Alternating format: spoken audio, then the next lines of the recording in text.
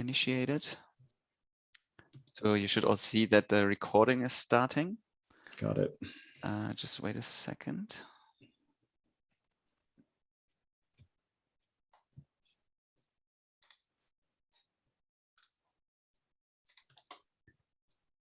Okay, so welcome everyone. Really nice to see a good turn up, even in the summer when a lot of people are probably already off to summer holidays, but it's good to have a little group here.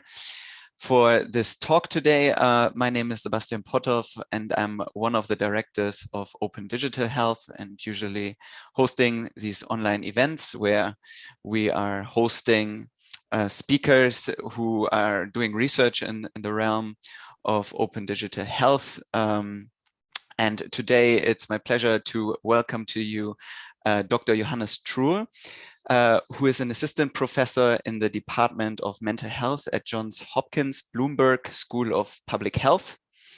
His research interests focus on using technology to improve our understanding of health behavior change and to develop mobile health interventions that help people change their harmful substance use and other health risk behaviors. So we're going to start off with Johannes's presentation, and afterwards we will transition into a general discussion. So yeah, make a note of any questions or discussion points for later on. So I hand it over to Johannes. Thank you so much. Thanks so much, Sebastian, for that nice introduction, and thank you for having me. So today I'm going to talk about one of the areas where a lot of my research is focused, really, so at the intersection of digital health and substance use research. And one of the methodologies I use in many of my studies is called Ecological Momentary Assessment, or EMA. And today I'm mostly going to talk about how we use EMA self-reports in combination with sensor data, especially GPS-based mobility data, to understand health behavior. And the examples today are mostly in the realm of tobacco use and smoking, but I think you'll see that the methods could theoretically apply to other applied areas and topics as well. But before I jump in, I want to give a brief land acknowledgement that I'm giving this talk from Baltimore City on land stolen from the Piscataway people through the direct and indirect violence of settler societies, colonialism, and genocide. And Baltimore is a city where predominantly Black communities have been disproportionately impacted by discriminatory housing policies, economic disinvestment, inequitable development, and residential displacement. And as an immigrant to this country, we already talked about this with Sebastian a little bit, I'm from Germany as well. It's important to me to recognize the people who were here before me. And I also think that land acknowledgements can only ever be the start of a conversation. And if you're interested in resources to look what can happen beyond land acknowledgements, the Native Governance Center has a really good list of additional steps, action that needs to follow. I also want to acknowledge funding from the National Cancer Institute, and as you all know, this is not a one-person show. We all operate in teams, large teams of people. So I want to acknowledge my collaborators on this work. So I'm going to give a brief overview of what EMA is. And then I'll talk about this combination of EMA, GPS tracking, and qualitative mixed methods. And then in the last section, I will talk about how we can move from sensing to intervention, or how this type of work can inform intervention delivery. So EMA, what is EMA? So if you think about your own health behavior, right? Like, for example, we know that from in all kinds of health risk behavior research, most of what we know is based on retrospective surveys. So we ask people to complete surveys to reflect, in retrospect, recall their behavior over the last month, over the last half year, over the last year. And we know that's really hard for people to do, right? So it's very hard to reliably recollect and estimate your behavior in retrospect and recall. And so when you think about your own behavior, like, what did you have for breakfast yesterday? That's probably not too hard.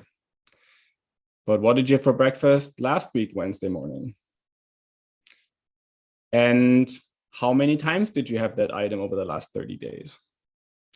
And how did you feel when you had that granola last Wednesday morning, right? So you see it gets tricky quite quickly, but we ask this of our participants all the time. And we know that, for example, in alcohol research, right, if you compare the population-based estimates from representative surveys, how much people are drinking, to the sales data, you can see that about 40% of the alcohol that is being sold is never reported. So there's a substantial amount of underreporting going on. And so I became interested relatively early on in my graduate studies in finding methods or working with methods that can help us maybe address this recall bias. And so one of these methods that I use quite a bit is called Ecological Momentary Assessment, or EMA. And the aim of EMA is the assessment of behavior in the natural environment with high ecological validity and low recall bias. And usually we do this with multiple assessments with very short questionnaires. And the procedures can either be time-based sampling, so people get a prompt at random, a notification at random or at predetermined times, or we instruct them to report events. So for example, in substance use, it's relatively easy to do that because you have sort of these distinct events like smoking a cigarette, like having a drink, like using another substance. And so then the combination of these two different types gives us almost like case and control observations, like in a case control study, only that the cases and the controls are the use events versus the non-use events that you can then compare and contrast and see like what the antecedents are, what are like situational correlates that then potentially help to identify high-risk situations. So just to cover again in a few different words, the main aspects of EMA. So EMA covers data that are collected in real-world environments. We can study experiences and behaviors and how they're influenced by the context, and it provides ecological or real-world validity. Assessments usually focus on the current state of very recent recall in order to avoid this issue of recall bias. And the moments are strategically selected. So this is kind of the analogy of like a representative subset of situations that if you compare an EMA study to a population survey, right? In a population survey, the quality of the survey is based on getting a representative subset of people in your population. In EMA, the quality is based on getting a representative subset of situations that people deal with over the course of a day, over the course of a month, things like that. And so we're looking at, in these moments, we're looking at features of interest, like particular events, in my case, substance use events. We randomly sample a subset of situations over the course of the day with like random prompts. And then there are also other sampling schemes or combination of schemes. And again, participants complete multiple assessments over time. So therefore, we can capture behavior that varies over time and across different types of situations. And historically, this work has been done with paper and pencil, telling people to complete, these like paper diaries, pen and paper diaries at certain times of the day. Then it evolved to palm top computers and phones, for example, but using interactive voice response systems. And now it's mostly done with smartphones and smartphone apps.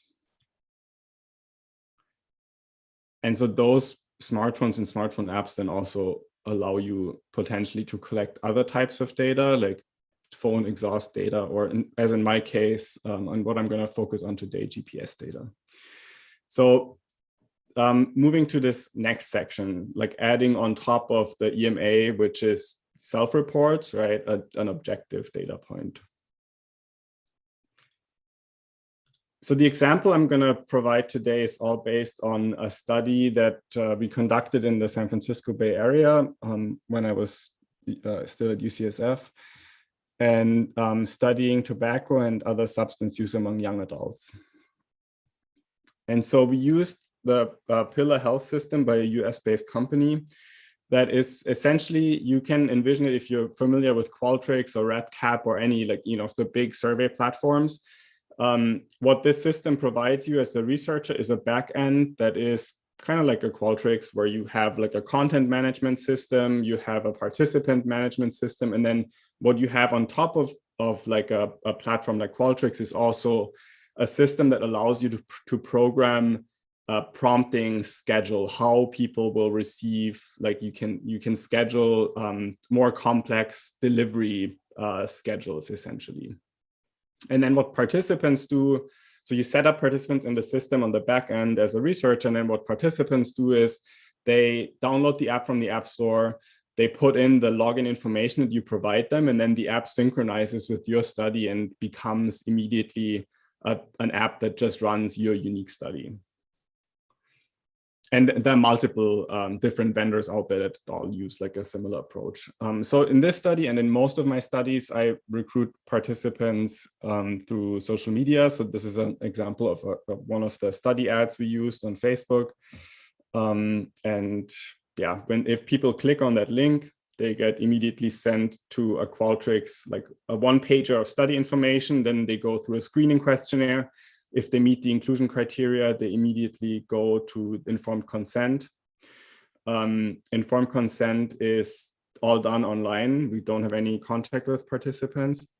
But what we do at the end of the informed consent is we provide people with a series of multiple choice questions that they have to get right in order to get enrolled. And that makes sure that they actually read the consent materials and that they're informed what the study is about. And so if they get it wrong, they go through another loop and another loop and another. So up to 3 loops of being able to read the consent materials. And if they get it wrong 3 times, we assume that they're not serious about it, or have just are not like appropriate participants for the study because they can't provide informed consent.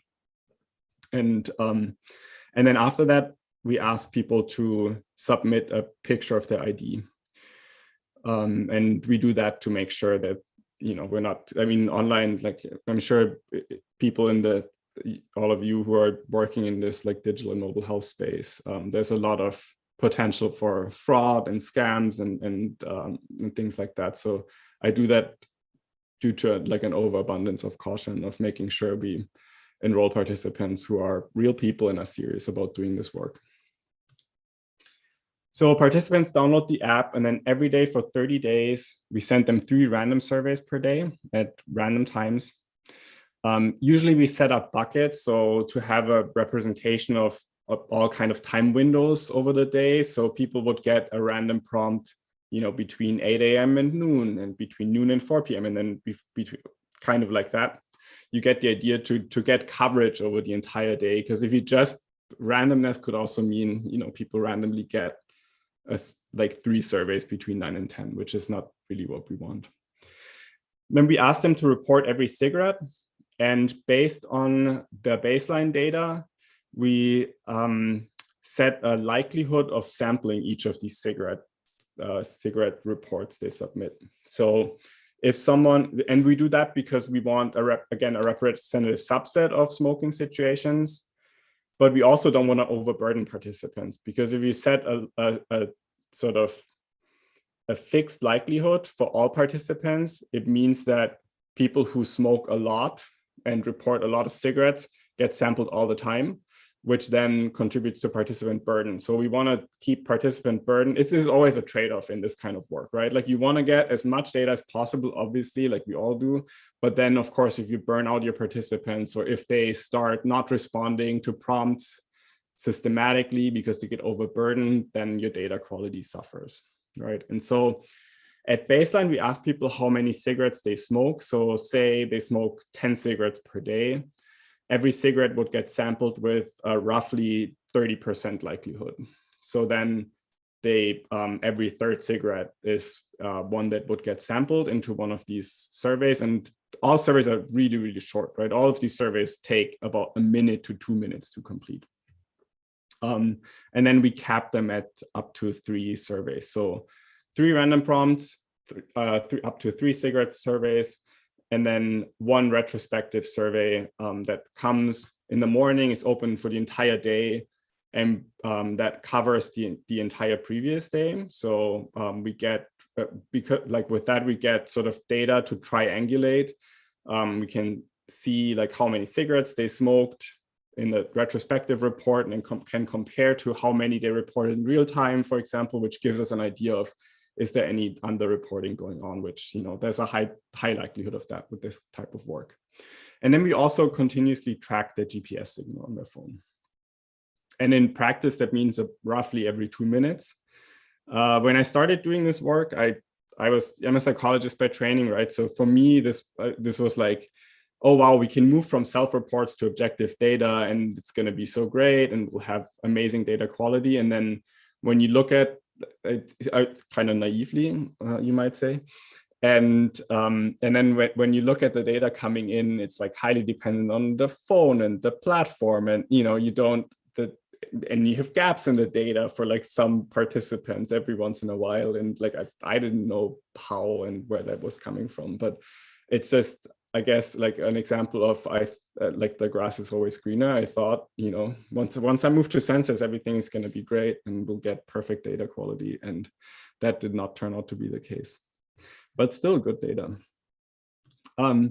So some of the examples of the measures, just for quality improvement, we usually have people select responses. I use very few, if any, response options where people type in things. Every once in a while down here, you see like if they select another location, then they might be able to like type in a response after. But usually it's like, they respond on the screen. Like I try to have all response options be displayed on the screen so people don't have to scroll or might miss a response option. Yeah, that's just for quality control, really. So overall, we had almost 150 participants in the study, young adults, so mean age 23, about 50% male, 45% female, 4% trans and non-binary, and then 40% were non-straight, either gay, lesbian, bi, queer. This is because we focused recruitment targeted on these populations for multiple reasons. One being that in the US, non-straight young adults have higher smoking rates, and particularly bisexual young adults. So that was one of the sort of sub goals of the study. And then fairly racially and ethnically diverse, representing the diversity of the San Francisco Bay Area. So overall, as I already mentioned, so we have baseline data from all participants. Then we had about 7,500 EMA surveys, almost 3,000 daily diaries, and then 180,000 GPS data points. And in one of the sub-studies, something I wanted to mention, because I thought this group might be interested in this. And this is a collaboration with my colleague, Dr. Julia McCoy, who's now at the University of Oklahoma. She's a qualitative geographer. So she's interested in people's health behavior in time and space using qualitative methods. And so what we built into this study is a mixed methods qualitative sub-study, where we brought in a subset of participants after they had completed the EMA data collection. And we created maps based on their data. So maps that would show the activity spaces, but also would show where they had high smoking urges, where they had smoking situations, and then brought them in and interviewed them based on a map of their own data, which turned out to be really fascinating because people loved seeing their data mapped out like that, and people loved having conversations about their own data. I think what this method also does over and above maybe just a regular qualitative interview is it anchors the conversation in events that actually happened that you can like point their attention to. Because, if one of the goals of EMA is to get sort of a representative subset of situations that are probably a lot of those situations are mundane, like they don't particularly stand out in memory, right? Like we usually remember situations that have some emotional valence, right? Like we remember maybe the cigarette that we smoke when we like are out having fun with our friends, but we don't remember the cigarette we smoke because we're bored and we just want to pass time and things like that. So these type of data can then help to get a nice sort of overview of like all kinds of different situations, not just the ones that stand out in your memory once if you recall and like think about what happened in the past. And so the way we combined then these data was, so here up here you see like this is the EMA data collection, and we selected bisexual young adult smokers because I already mentioned like high smoking rates and high risk of tobacco related diseases. And for the interview part, visualized the data, brought them into these in-depth interviews, and then did a thematic analysis of the story behind the smoking patterns based on the transcripts. And in parallel, we analyzed just the EMA data within a descriptive analysis, and then brought these different data sources together in a mixed methods matrix. And I'm not going to go more in depth here at this point. I'm happy to discuss more if folks are interested, but just sort of to point you to a paper that we wrote a few years ago that really demonstrates this method and uses a few case studies and examples how to combine what we call geographically explicit EMA with a qualitative mixed method. All right, so that was the assessment part, like EMA, mixed methods, but so how now can we use this type of information to inform interventions, right? And so here I'm gonna start out with a little bit of an overview of what sometimes is called sensing, sometimes it's called digital phenotyping, where essentially we use data that can be collected on a phone, but also using all kinds of other platforms, right? Like wearable devices, social media, to get a sense of somebody's high-risk behavior, potentially mental disorders. And then the idea is to then target the unique aspects, the uniqueness of every individual person with tailored interventions that then can be delivered, for example, using a smartphone that everybody carries with them all the time already anyways. And so applied to smoking cessation, I think as a field, we have made great progress in developing new technology-based interventions and have therefore also like improved the reach of target populations. For example, young people are notoriously difficult to reach with existing interventions. So I think digital and mobile has provided a sort of foot in the door there, but the quit rates are still relatively low. And so the question here is, can we develop mobile interventions that deliver content just in time and content that is tailored to the needs of each individual smoker? And so the idea here would be to use EMA and GPS to understand individual triggers and high-risk situations, and then develop targeted smoking cessation messages for these high-risk situations.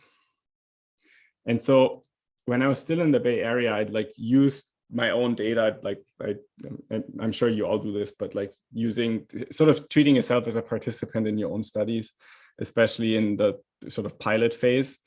And so here you can see like my own data mapped out, right? Like what an intervention might look like. So here the like little green spots are like my locations.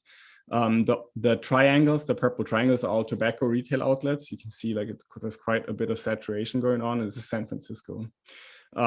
I'm coming in from the East Bay, that's where I used to live, and then make my way to the UCSF campus. So during my commute, I'm already exposed to a bunch of tobacco retail outlets. Then I'm under high stress because I had a paper rejected that day, and I go on my lunch break. And because I've been a diligent participant and have completed all of my surveys, the phone knows that when I'm stressed and when I'm at this location at a certain time of day, that's a high-risk situation for me, right? And so then in anticipation of that high-risk situation, the phone might suggest, come up with a message to suggest, why don't you take a walk instead of smoking that cigarette after your lunch break? So that's the idea in a nutshell. What we tried in a pilot study was exactly that. So combining this like EMA data collection, EMA and GPS data collection assessment phase that then switched over into an intervention phase. So we had a small set of 8 participants who collected 14 days of EMA data and then mapped out their high-risk situations, high-risk locations, and sort of time windows of the day. and then switched over into an intervention phase with time and location triggered messages using geofences. And so these are data of one participant that had particular high risk, sort of a pattern of smoking late at night in bars. So all of these situations that are here labeled with bar were bars where the person either reported a cigarette report or a high smoking urge.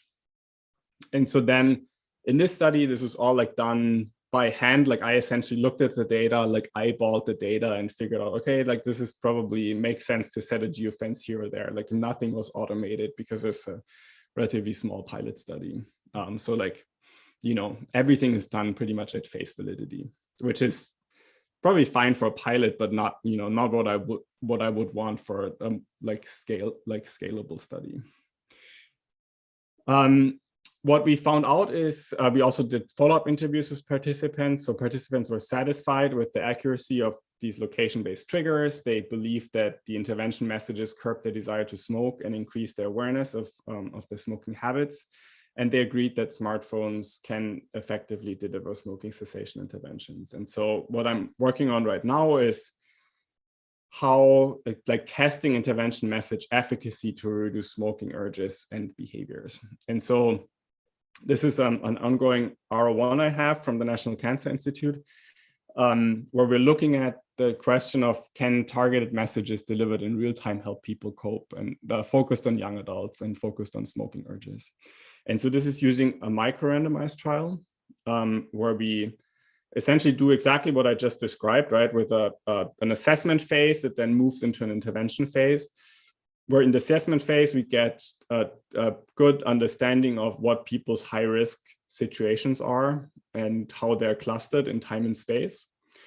And then we use this micro-randomized trial, which is a within-subject randomization design, where then when people encounter a high-risk situation in the intervention phase, and like a high-risk situation set by a geofence at a certain time of day, pretty much, we randomize them to different types of messages, which are either based on cognitive therapy, for example, a little bit more narrowly, I guess, scientifically, I would say distraction messages. So like play a game on your phone, listen to music, call a friend, like something that distracts you away from the smoking urge, versus mindfulness or acceptance and commitment based prompt, which is philosophically fundamentally different to a cognitive distraction approach, which is like to accept that negative experiences are part of life. And a smoking urge can be there and can coexist with you as you go about your daily life and engage in like value-based actions. So rather than distraction, you like welcome the negative experience, and the assumption is if you like stop resisting, the smoking urge will just go down by itself. You don't have to do anything about it. And then also control messages. And so the outcome here is very close in time. I say here 15 minutes. In reality, what we're going to test is probably like random follow-up intervals between 5 and 15 minutes, because we truly don't know how a smoking urge develops in real time in the natural environment. There's some lab-based studies that have, you know, they confront people with triggers in the lab and then look at how the smoking urge develops. But in real time, like in smoking cessation, like if we give counseling to people, we usually say like, yeah, smoking urge is going to go away in 5 minutes if you don't do anything about it. But like, I don't think that's actually evidence-based. So when you look at the literature and see like, and I have said this to, you know, smokers that I've counseled many times. And then when you look into the literature and see like, okay, what is actually the evidence for this thing that I've been telling people, and you don't find a lot, and you're like, maybe I should actually like make a scientific sub-study out of this to figure out is this actually true. And so the primary outcome will be smoking urge at this like closely spaced in time follow-up interval to see if these intervention messages were helpful in helping people reduce their smoking urge. And so in these last couple of slides, I just quickly want to go over some of the current work we do to like ramp up the scalability of this issue of like, how can we automate the detection of these like high risk situations in time and space for our participants. And so in a paper that we hopefully will get out the door pretty soon, we looked at the utility of kernel density estimates averaged across 3 types of methods to generate geofences. One is using census blocks, and then the other 2 are called fishnet grids, which essentially put a rigid grid over a geography with either 500 or 1,000 square feet. And then create time-dependent geofences around hotspots of self-reported smoking events. And time-dependent because I think location alone is not enough to really give us a good understanding of like people's high-risk situations. Because if you think about it, like in a dense urban environment, for example, it's very probable that someone would go to a coffee shop that is like in the vicinity of a bar, like in the morning to get their coffee, right? When the high risk situations are only at night at that bar, we don't want to trigger an intervention message in the morning. Like that would just not be relevant for that participant. But I think my assumption has always been we're creatures of habit, right? Like people usually we have some sort of regularity in our patterns, how we go about our built environment, our activity spaces. And smartphones are ubiquitous, and we're just using data that we can track from smartphones, like passive data from smartphones, to inform intervention development and delivery, gives us scalability, right? Like we don't have to slap sensors on people that they don't necessarily want to wear. So my approach, and I'm not saying that, sensors are not useful, like far from it.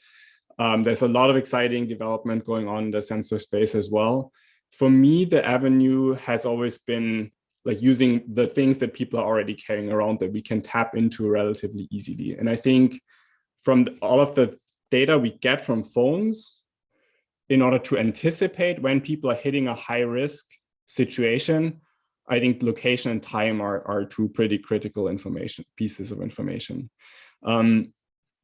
Also, kind of keeping in mind that what we want is to anticipate a high risk, right? We don't want to just intervene after something has already happened, because like if we're dealing with smoking cessation, we want to give people tools to avoid smoking before they do it, not like give them something that can change their behavior like after the fact, which obviously, like if we wanted that, it would be easy to, for example, there are really good wrist sensors that detect hand to mouth movement, right? For like cigarettes, where you get like with absolute certainty, like a cigarette has been smoked. But then when for assessment, like that's perfect, right? It's probably a lot better than the self-report we're doing. But in order to then intervene, you'd still have to anticipate like when that situation is happening. And so for that, I think time and location are probably 2 really good targets. So what we're trying here is creating time-dependent geofences around these hotspots of self-reported smoking events. And what we found is that all 3 types of approaches captured a good proportion of smoking events for 4 case studies that we selected at different quartiles of compliance. So we wanted to look at whether or not this approach works for the people who are, highly responsive, contributing a lot of self-reports and a lot of surveys, but also for the folks who are not so responsive, because you can assume that, like the idea of scalability, right? Like, does this work for a larger group of different participants? So what we found is that the 1,000 square feet fishnet grid captured the highest percentage of smoking events across time periods. And so this approach may improve identification of individual specific high-risk areas for smoking to inform intervention delivery. And so just a couple of examples of what this looked like. This is an example of one participant for like one time block from like 12, so noon to 3 p.m. And on this side here, you can see the census block approach, which leads to a relatively large geographical area. So the gray boundary here would be the geofence that would be set. And then for the fishnet grid, this is the 500 feet fishnet grid, you would get a relatively smaller geofence around it. And this is a comparison for these participants at different percentiles of compliance, and a comparison of how the three approaches did perform in terms of the percent of smoking events that would be captured with these geofences and set in time. And across the board, so this is what I showed on a couple of slides before, but this is sort of the visual confirmation of what I just told you, that in general, the fishnet, the 1,000 square feet fishnet grid performed the best across these three different approaches. So if you're just interested in the intervention delivery, I think the fishnet grid in these types of urban and suburban environments in the US looked like we're the best fit. If you're interested in like getting population level data, like on the census based on these like geographic areas, which could be of interest, maybe not much for this study, but other studies where you're looking at the impact of the built environment, for example, on behavior. A census block might still make sense because census blocks are the smallest geographic area that the census provides that comes with like, population level data, like owner occupied housing, residential stability, like race, ethnicity, poverty, like all of these indices that are harder to get when you use a fishnet grid. Obviously, there's some approaches to approximate, but there might still be reasons why you might want to go with a census block approach versus a fishnet grid, for example. But yeah, so this is a paper that is in development. We hope we'll send it out soon, and we hope it can make a good contribution to this space of using mobile sensor data to inform intervention delivery. And so that's all I had, and I'm looking forward to your questions. And again, thanks so much for having me. Thank you very much, Johannes. That was really, really interesting. Yeah, I'm doing research on alcohol as well, but not at, it's kind of implementation research. So like seeing like how far the technology has advanced that this kind of stuff is possible. It's pretty mind-blowing.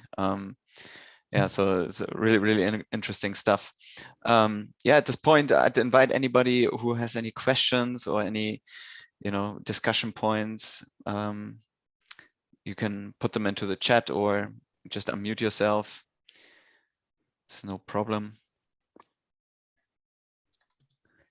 Here we have a question from Sonja. Thank you for the really interesting and engaging talk. Our team just finished an observational.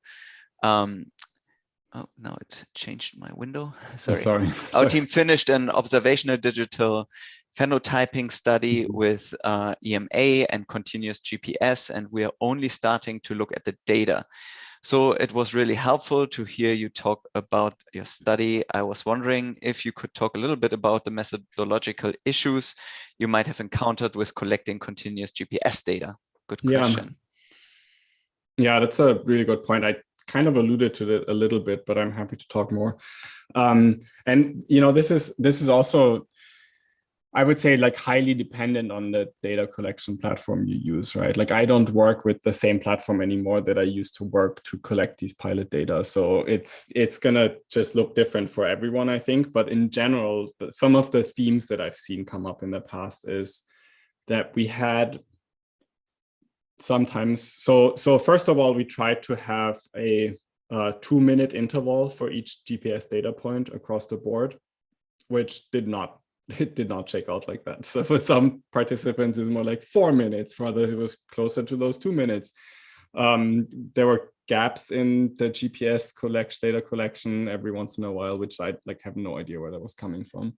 And then one of the bigger picture themes that I've seen in the past that companies have struggled with is this difference between iOS and Android, where Android is much easier to work with as a programmer to get access to the sensor data, where like iOS is just a more like closed system that is harder to get to like these like regular intervals of data. So at the time, I think iOS would only allow you to get a data point when there was a significant change in location, which that was defined on the OS level, and there was no clear definition of what that meant. But at the same time, it's also like, you know, you work with a vendor, and like, I'm not a programmer, right? Like, I can't do that myself. And I think this is like a common issue in this like mobile and digital health space, right? Like it's just so like by nature has to be interdisciplinary, and I can only go with what like other folks tell me the issues are, right? So right now I'm working with a different company, and they the GPS sampling is a bit stronger. Like it looks, what I've piloted so far looks really, really good. So we'll see. It's a bit work in progress. I'm working with the company called MetricWire right now. They're Canada based. You can just drop the name in the chat. Cool. Actually, I had a question. What about if you have participants who are like less mobile? So like older folks who, you know, they might just go out of their own house to have a cigarette. I know you were talking about time-based sort of data collection as well. Is there anything else in terms of objective data that might be useful? Right. Yeah, I would assume that, and this is, you know, this is an empirical question, right? Like I don't have I can only give you like my gut take on it. Yeah. I would think that because we're combining it with like time windows over the course of the day, it would still be helpful, because you would still get like somebody's high risk situations based on time of day. And this is like, all of this is assuming, right, that for young adults, what we see a lot is that they don't have this like super hardcore established smoking pattern yet, right? Like in the US, a trend has been that smoking is going down among younger populations. You see more light and intermittent smoking, and light and intermittent smoking is much more context driven. So you see a much higher reactivity of young light smokers to situational contexts, which could be like being around other people who smoke, having a smoking urge, being, you know, triggered by like smelling smoke somewhere, like all of these things that are much more like vary over the course of the day. When you have someone who say smoked like a pack a day and has smoked a pack a day for a while, they don't smoke because they're triggered by some things in their environment. They smoke because they don't want to get into withdrawal, right? They have to keep up a blood nicotine level. And so one of the hypotheses is that when you do these like EMA research studies looking at what are the situational associations with the likelihood of smoking, you see a much, much higher association between contextual triggers and smoking behavior, likelihood of smoking among light smokers. When you go to heavy smokers, you see like more, you know, habitual smoking, they smoke out of boredom, and associations with like the built environment and like patterns in activity spaces tend to disappear because people just space out the cigarettes based on their blood nicotine level because they don't want to get into withdrawal. So it might be that this method, you know, that is like looking at context and trying to like figure out like what the unique aspects of people's risk situations are, work better for certain groups than for others, like 100%. Yeah, very interesting. And may also just not be needed for folks who don't have these like strong associations between context and behavior. Yeah, interesting. So I see Paul Gellert has put another question here, couple of questions. So first of all, thank you for the fantastic talk. I was wondering what you think in terms of open data with GPS data, since we're here in the open digital space. What are the procedures to anonymize data? Well, let's answer this question first before we go to the next. Right.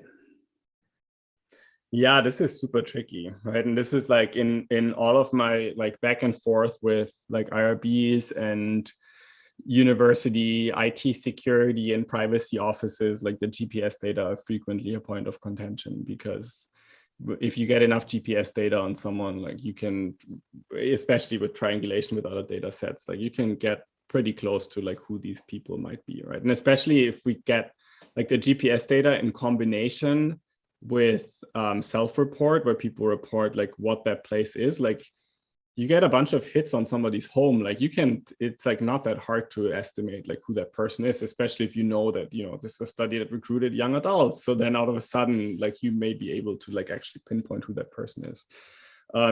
So I haven't shared any of these data in like an open data kind of way. I think it would require a lot of careful thought and like figuring out if maybe you introduce like some random jitter around like locations, or, you know, things that help, that make the data still usable in order to like derive patterns and like make them usable for science, but also like avoid this possibility of being able to identify people. I don't know. But it's also like, I haven't really looked into this very much. I would probably say like I'd have to talk a little bit more with my colleagues in geography who, you know, have more expertise in this space. But yeah, if anybody else on the call has like more experience and ideas about this, I'd be happy to hear them, because I don't feel like I'm particularly knowledgeable in this area. I was just gonna ask, maybe Paul wants to come on, because I think he probably also has some knowledge on this. Since he's asking the question, maybe he has some ideas. I don't know, Paul. No, thank you for this. We are also running a GPS study right now. It's an interventional study on older adults.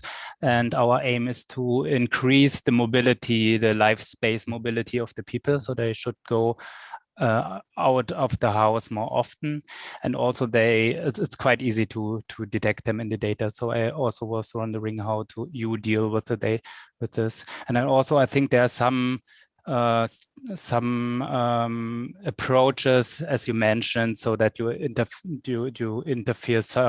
introduce some random noise into the data, or you might imputate your data so they have the same pattern actually. So the true pattern is the same, but there's the random effects around it. Right. Yeah. Good points. Thank you, Paul.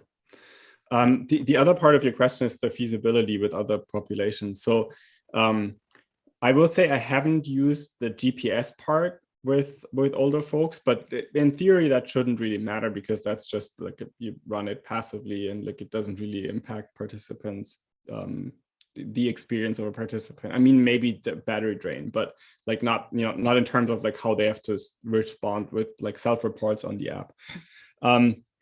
Interestingly enough, I find it much harder to get young people to have high compliance in these types of studies than older people. So we just completed a couple of studies with slightly change of topic, but it's studies on the use of cannabis and opioids for chronic pain. So we recruited folks with chronic pain who skew older. So like our samples on average around like 45, 50 years old. The folks we tend to get are very, very severely impacted by their chronic pain. So there's this measure, it's called the Graded Chronic Pain Scale. And we had like, I want to say like 70–80% of our participants are like in a very like severe chronic pain, severely limiting chronic pain group. And they're using opioids and they're using cannabis, because those are the inclusion criteria. So you'd assume that, you know, for those folks, it's like very hard to stay on top of a schedule of like responding to like 5 prompts a day and like being, you know, having like high compliance. And turns out they do really well. I mean, granted, like, you know, over the years, like as I've been doing these studies, I also like, I know more now how to stay on top of it and like remind participants, and like we're in touch with participants quite a bit, like not in person, but on text messages, which hands down has been the most useful approach for me to like stay in touch with participants. But we, you know, we published a couple of studies where we have like on average 75% compliance. Like, and these are folks, again, like with severe chronic pain, who are using a bunch of products to cope with their chronic pain, who are skewing older. And there have been more and more studies on the feasibility of EMA with older populations, and it looks pretty good.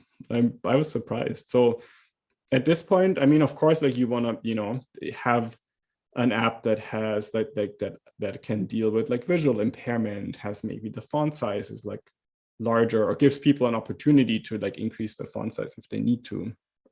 But based on the data that I've collected and this data I've seen out there, I'm not as concerned about feasibility for older folks anymore as I used to be, which is good.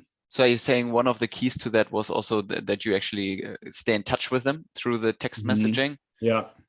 So we like reach out to them pretty much like right away. So one of my experiences has been like people who start out being like highly compliant, they usually tend to stay highly compliant over the course of the study. People who start out with low compliance, it's a bit tricky, but I find that like the first few days are like sort of a window where you can like reach out to them, in part also because all of my studies are remote, right? Like I want to demonstrate and communicate to the participants that there are researchers behind this who really care about the data.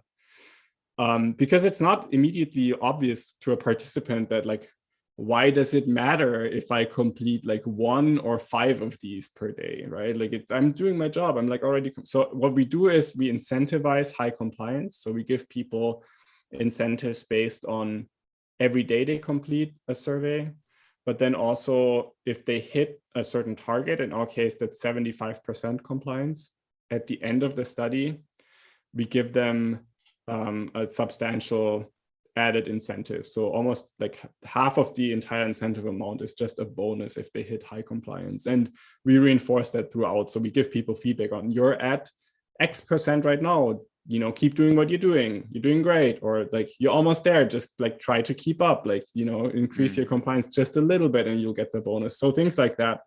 And yeah, we text with them all the time. Yeah, very cool. Very interesting. We probably have time for one more question here from Jan.